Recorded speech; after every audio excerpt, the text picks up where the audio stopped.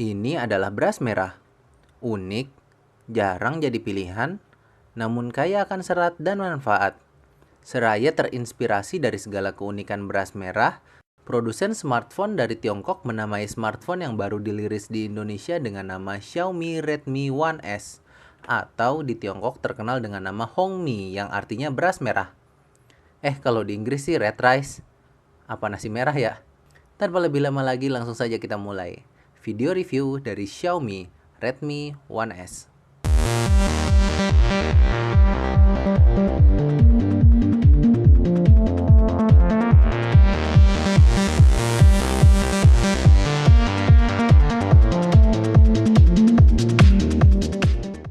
Xiaomi, bisa dibilang brand ini cukup fenomenal. Menjadi merek nomor satu di Tiongkok bukanlah perkara mudah, dan mengingat usia dari perusahaan ini yang baru hanya 4 tahun, terbilang cukup ambisius untuk membawa brand ini ke Indonesia, di mana pasar smartphone Indonesia dapat dibilang sudah cukup penuh sesak. Akankah Xiaomi dapat bersaing? Bisa dibilang iya. Redmi One S datang ke Indonesia dengan bandrol harga yang terbilang sangat murah melihat spesifikasi yang diberikan untuk brand internasional. Hanya 1,499 juta rupiah. Dan untuk mendapatkannya terbilang cukup sulit. Saat ini untuk barang resmi Indonesia hanya dapat sobat dapatkan di Lazada. Mungkin ada beberapa website yang menjual barang yang sama. Katanya sih garansi internasional. Tapi setelah saya konfirmasi, untuk barang yang dibeli dari luar, tetap dilayani di service center Indonesia, namun sobat tetap harus membayar biaya servisnya. Kita kembali ke device-nya. Desain dari Xiaomi Redmi One S ini sekilas tidak spesial.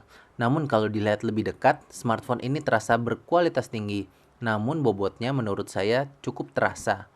Bagian belakangnya terasa dari bahan plastik mate. Menurut saya ini adalah bahan ideal karena tidak terlalu licin dan juga tidak terlalu bersahabat dengan sidik jari. Bagian belakang yang melengkung membuat smartphone ini dapat duduk manis di tangan sobat. Pada bagian depan, sobat akan menemui earpiece, kamera depan beresolusi 1,6 megapiksel, 3 tombol kapasitif yaitu menu, home, dan back, plus LED flash. Sisi kanan terdapat tombol pengatur volume dan tombol power dan lock. Sisi kiri tidak terdapat apapun. Bagian atas ada 3,5 mm headphone jack. Pada bagian bawah terdapat micro USB port dan mikrofon. Bagian belakang terdapat secondary microphone, kamera 8 megapiksel, LED flash, dan speaker. Tidak lupa logo Xiaomi di belakang. Posisi penempatan tombol, ukuran smartphone, dan material yang digunakan bisa dibilang sangat baik. Walau terlihat biasa, namun tidak ada satu poin pun dari desain yang memberikan ketidaknyamanan untuk sobat. Mungkin kalau mau kritis, tidak adanya backlight illumination pada 3 tombol kapasitif cukup memberikan tantangan ketika malam hari. Mengingat bandrol harga yang ditawarkan, dikasih LED notifikasi aja udah syukur alhamdulillah sob. Layar dari Xiaomi Redmi One S ini memiliki diagonal 4,7 inch dengan resolusi HD 720p, sehingga memberikan kerapatan piksel di atas 300 piksel. Jadi memandang layar dari smartphone ini terasa sangat nyaman. Ada sedikit refleksi yang terjadi di layar, sehingga viewing angle tergolong biasa saja. Melihat tabel spesifikasinya dan harga yang ditawarkan, dapat dikatakan bahwa smartphone ini dibanderol dengan harga yang termasuk murah.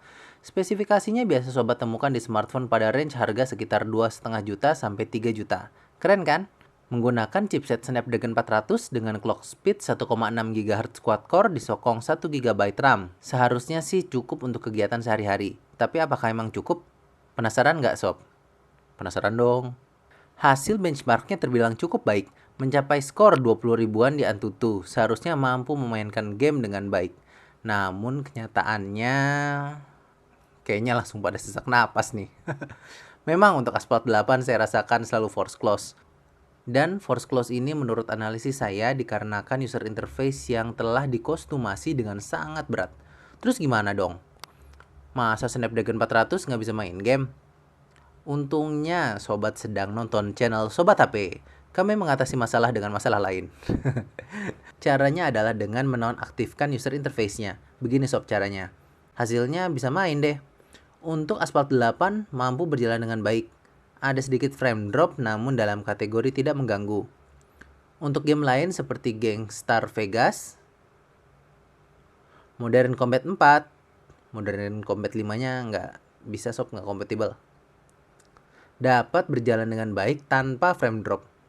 Untuk game yang sekarang Mimin lagi mainin yaitu Shadow Fighter dapat berjalan namun akan terjadi frame drop ketika sudah mulai hangat. Ketika dimainkan ada saat dimana smartphone ini menjadi hangat dan akhirnya mengalami penurunan performa. Dan seperti yang dikatakan sebelumnya bahwa sobat HP mengatasi masalah dengan masalah lain. Ketika sobat menggunakan cara menonaktifkan user interface-nya, jangan kaget ketika sobat bertemu seperti ini. Satu hal lagi yang mungkin dapat mengecewakan sobat, semua game tersebut tidak dapat dipindahkan ke microSD datanya, sehingga untuk game besar yang tadi berjalan, saya hanya bisa menginstalnya satu persatu. Walau memori internalnya tergolong cukup besar, yaitu 8 GB yang dapat diakses oleh penggunanya sekitar 4,5 GB. Masih lumayan luas sih sob daripada HP lain yang sekelasnya. Untuk RAM yang 1 GB mungkin bisa disebut kekurangan untuk menjalankan user interface seberat ini. Terkadang multitasking tidak dapat berjalan dengan baik, sehingga aplikasi yang ditinggal sebelumnya mereload sedari awal. Dilengkapi dengan baterai dengan kapasitas berapa ya? Lumayan gede kok. Hehe, bercanda. No offense bro. 2050 mAh memberikan ketahanan baterai yang tergolong cukup. Data yang sobat lihat adalah saya pada penggunaan yang tergolong berat. Saya mohon maaf karena ternyata menggunakan smartphone ini sangat menyenangkan, jadi saya selalu menggunakan smartphone ini dengan cukup berat. Yang menyenangkan dari smartphone ini adalah pada sisi software. Menggunakan sisi software yang dikostumasi sangat banyak, mungkin ada lebih dan kurangnya. Sobat sudah melihat kurangnya tadi.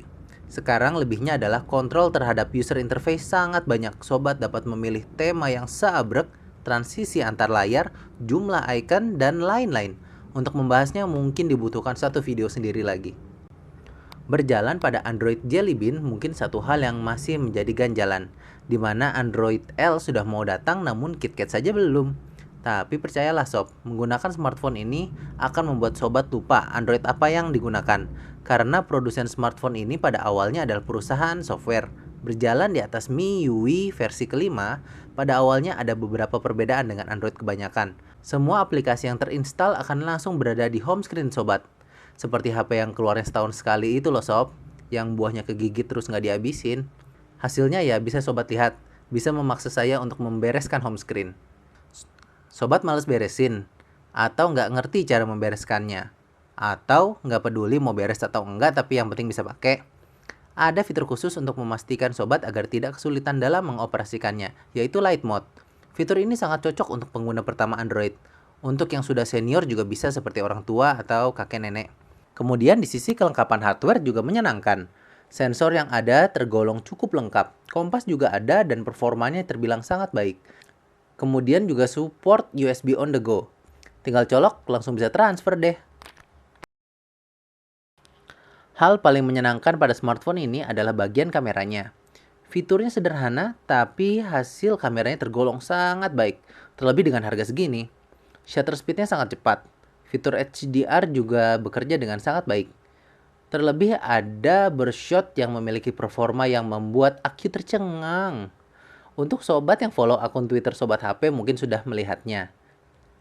Sekalian promo, follow akun Twitter @sobathp ya untuk mendapatkan bocoran-bocoran mengenai review terbaru. Haha, lanjut. Fitur lain yang juga unik adalah HHT atau Handheld Twilight yang memiliki fungsi untuk menghasilkan foto yang tajam walau dalam kondisi kurang cahaya. Keren kan? Seakan belum selesai sampai di sini, hasil kamera depannya yang hanya 1,6 megapiksel menghasilkan gambar yang cukup terbilang bagus. Jadi sobat tidak perlu megapiksel besar untuk menghasilkan foto yang bagus. Hasil perekaman videonya bisa sampai Full HD. Hasilnya terbilang sangat baik, tidak patah-patah dan cukup tajam. Tapi anehnya settingan defaultnya ada di 720p HD. Harus ke advanced setting dulu untuk ke Full HD. Untuk perekaman 720p HD-nya juga terbilang cukup baik. Perekaman kamera depannya bisa sampai HD juga loh. Hasilnya juga terbilang fantastis. Halo sob, sorry kalau misalnya hasil syuting videonya di tempat yang tidak lumrah karena memang saat ini saya sedang menemani istri saya ke rumah sakit. Saat ini lagi hamil karena saya pelaku dan mohon doanya aja karena isinya dua. Bunda, dua. Ya, dadah. Subscribe, like. Bye-bye. Tapi semua gambar dan video menakjubkan tersebut hanya bisa ditaruh di memori internal. Ya, sesak napas lagi deh. Terus apa dong fungsinya SD card? Mungkin hanya untuk begini, sob. Sampailah kita ke kesimpulan dari video review ini. Xiaomi Redmi One S adalah smartphone yang datang dengan hardware yang sangat bagus, bahkan yang terbaik untuk saat ini dengan harga 1,5 juta. Namun pada bagian software ada sedikit mix match. Pada bagian software harusnya menjadi kelebihan dari Redmi One S ini. Namun masih ada beberapa kendala yang seharusnya tidak terjadi menurut saya, seperti manajemen RAM. Melihat sepak terjang Xiaomi sebagai perusahaan software yang mungkin paling mendengarkan keluhan pelanggan, saya rasa saya masih bisa menunggu perbaikan pada update software selanjutnya. Berikut adalah yang kami suka dan yang kami tidak suka dari smartphone ini. Sekian dari Moldi. Saya mohon maaf atas kekurangan ataupun kelebihan yang terjadi pada video ini. Kalau ada kritik dan saran, bisa sobat masukkan ke kolom komentar di bawah. Mengingat begitu banyak yang meminta video perbandingan antara Redmi One S dengan Asus Zenfone 5, sebagai informasi saya sudah menjual Asus Zenfone 5 saya sebelumnya. Sehingga saat ini saya tidak memiliki device tersebut. Tapi kalau video review ini mendapatkan 1000 like dari sobat, saya akan berusaha sekeras mungkin agar video tersebut dapat terlaksana. Jangan lupa di like, subscribe, kalau nggak mau ketinggalan video berikutnya. Kita ketemu di video lainnya. Moldi out.